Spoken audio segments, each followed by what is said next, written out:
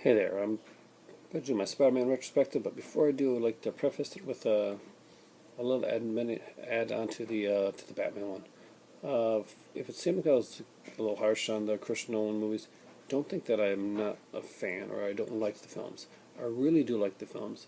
I just did not enjoy them as singular entities. I enjoyed the whole trilogy arc as a brilliant concept that at times worked and at times didn't. But I have all the Nolan films in my collection on Blu-ray, and I'm glad that I do. So that being said, so peace. But right now I want to talk about the Spider-Man films. Of course, there's not so many to talk about here, so we can talk a little more about each film and see what we think of them. Well, the first in the Spider-Man series of films actually came from TV, and it's a pilot that would later become a series. We even have one of its episodes broken into, well, two episodes put together and be called The Chinese Web. But the original one was The Amazing Spider-Man. It was Nicholas Hammond. If that name doesn't ring a bell, if you watch The Sound of Music, he was one of the kids in The Sound of Music. Nicholas Hammond played a Spider-Man. He had allergies, he sneezed, it could make him fall off the wall, and of course the webs were much cheesier, looking more like nets. Now, I'm not going to get into Spider-Man as in like the easy reader type of Spider-Man, which was kind of cool when you were a kid watching the lecture comedy. But yeah, Nicholas Hammond's original version of Spider-Man, let's just say, probably the less said about it, the better. It tried to come around when the time that the Incredible Hulk was around. Incredible Hulk was doing extremely well on TV, but it was no Incredible Hulk TV series. I'll tell you that much right now. Now we'll skip right on to the Spider-Man movie with Tobey Maguire, directed of course by Sam Raimi. Originally it was meant to be directed much earlier, and I think it was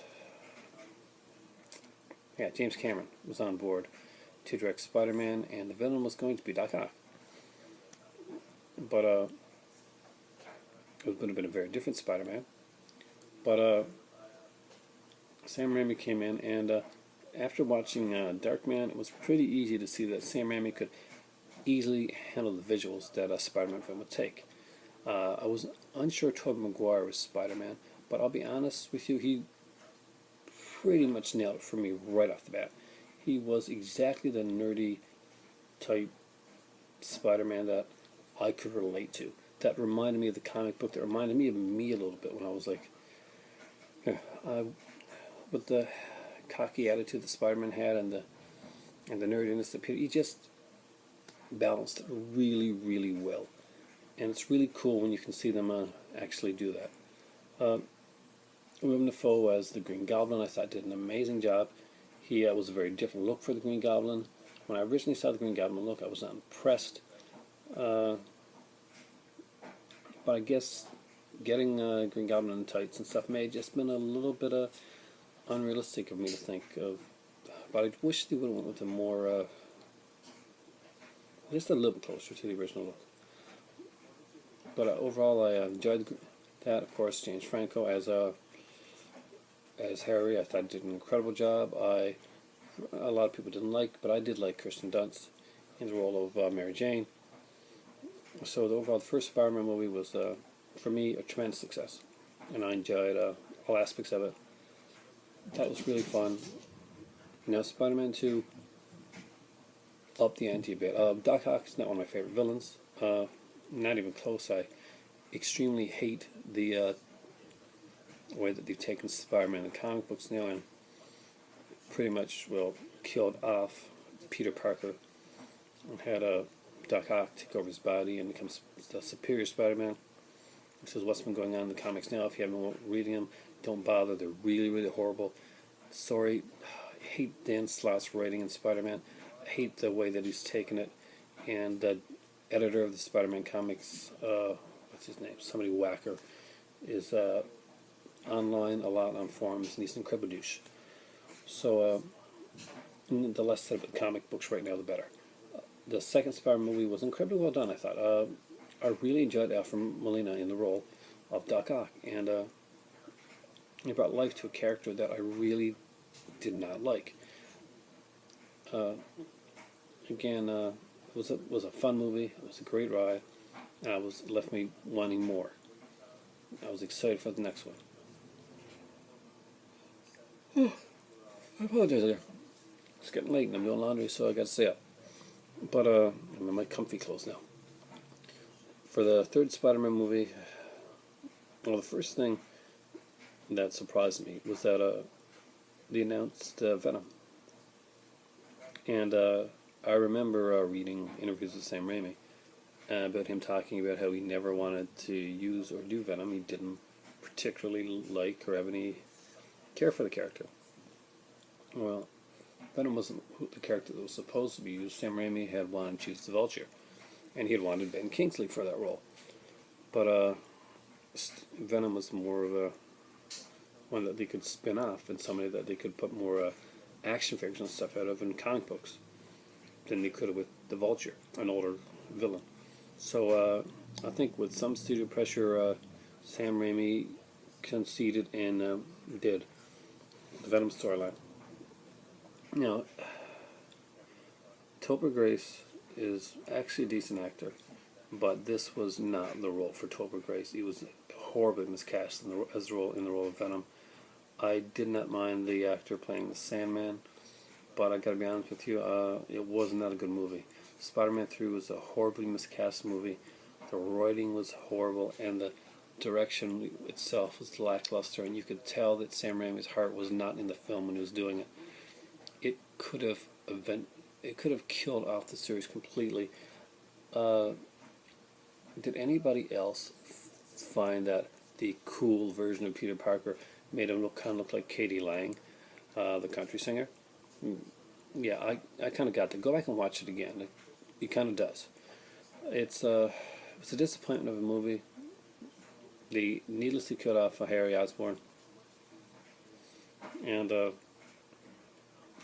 I can't recommend it in any way. Will it be in my collection? Probably in my Blu-ray collection if I can get it for $5 or $6 down the road. But just because I'm a completist. Now that brings us up to the new one, The Amazing Spider-Man. Overall, I enjoyed the film. I liked the way that they took the character. Was it my Spider-Man? No, it wasn't. It was more like the Ultimate Spider-Man. He was a cooler character. A little too emo for me, even under Spider-Man standards. I really enjoyed the fact that they brought in Gwen Stacy, not the Gwen Stacy from the third one, and not that I have anything against with Bryce Howard, but I really liked the fact that they made Gwen Stacy a serious character. I'm worried that they're going to be killing off Gwen Stacy either in the movie coming up or the one after that. And I know Gwen Stacy's character dies in the comic books, but I like them to kind of shift from that and actually let the character live. It was incredibly cowardly to let her die in the comics in the first place. I didn't think it was a brave move. I think it was a extremely weak move by Marvel at the time, because they had started to give lines that Gwen Stacy was supposed to have in the comics to the character Mary Jane, just because the writers at the time liked to write for Mary Jane more. So that's why you started to get the difference in their or drastic difference in their personality. Anyway, it's my comic geek side coming out, but I really did enjoy Amazing Spider-Man. There's some things I did not like about it. I thought the CGI was very lackluster. The look of the lizard wasn't the best. I really, after seeing, I can't remember his name right now, but he was in the movie Trick or Treat. He was in the TV series Murder One in the first season. Baker, someone Baker, playing the basically who would become the Lizard for the first three movies. I was really looking forward to seeing that actor's portrayal of the Lizard. He's a really great character actor, and it's really understated. But I did not like the way they took the Lizard character. There was a couple of moments in it, but overall I did find it a fun movie. So as a reboot, it was fairly successful. Andrew Garfield was very likable in the role of Peter Parker, It was, again, it's not my Peter Parker, just like Batman was not my, Nolan's Batman was probably not my Batman, or his Joker was not my Joker, but I could see more in this movie where it was going. I could see the success of just playing this character out. And I am actually looking forward to the next one. I'm a little iffy about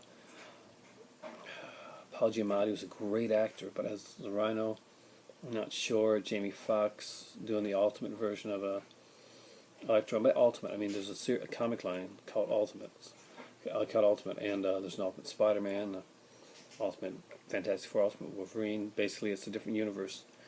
But even though this is supposed to be the original Marvel universe, is called the 616 universe, and that's where most of the characters are from. There's the Ultimate universe, which is basically where they've redone the characters, made them more youthful, and it's basically a different take and a kind of like an alternate universe version of the characters. In the new Spider-Man reboot series that we're getting now, the characters, even though it's being said it's in the normal Spider-Man universe, it's really coming across more like the Ultimate universe. And don't get me wrong, it's not a bad thing. It's an updated, more hip version of Spider-Man. He rides a skateboard now. He's got the hoodie. He's very, very One Tree Hill, and it works. Andrew Garfield is a damn good actor, and he's doing a good job in the role. I'm looking forward to seeing more of him. I'm looking forward to seeing more of the Spider movies. I'm hoping that they steer away from some of that horrible CGI. I would really like to see the Vulture in an upcoming one. They've really already planned out the Spider movies for the next 3 or 4 years. They feel extremely confident in what they've got done. And I gotta say, that makes me a little bit more enthusiastic about the films. Again, that's my quick Spider-Man retrospective. I hope that you enjoyed it. I hope I haven't missed anything. If I did, just shove it in the comment section below. I love getting the comments. I read them all. I respond to them as much as I can, and try to respond to as many as possible. Again, sub the channel, please. 100 subs, and we get the contest time. So, woo. Thanks a lot for watching, and hopefully I'll see you again on the flip side. I want to be doing some more. I'm going to be going down the coast in about a week and a half or so. So I'm going to be doing some videos from down around there, hopefully. And I'll be not sure if I'll get them on while I'm down there. I'll get them on when I come back. But I will be getting some on when I go down there, and some different scenery. I'm trying to get to do some out and about videos as well. If that interests you as well, just let me know. Put a comment with the link down below if you wouldn't mind seeing some out and about. That's one of my other cats, Scaredy, in the background. You usually see Whitey there. So again, guys, thanks for watching. It really is time for tea, because I got to stay awake to do the laundry. Who knows? Maybe do another video. I hope you're liking the retrospectives. It's just something different. And just pulling in some DVDs and showing you some stuff that I like, which I'll get back to doing. I was hoping to watch the Hammer documentary tonight. I ended up watching wrestling, something I hadn't watched in a while, so it was actually not that bad. Tito Ortiz kind of premiered, so it's kind of cool.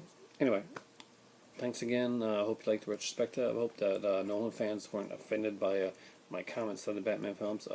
They weren't meant overtly negative. I actually do like his films. Just have problems with certain things, and when you're doing a review, you gotta be honest. So again, thanks a lot, everybody. And for right now, for me, I wish it was time for sleep, but it's not. It's time for tea.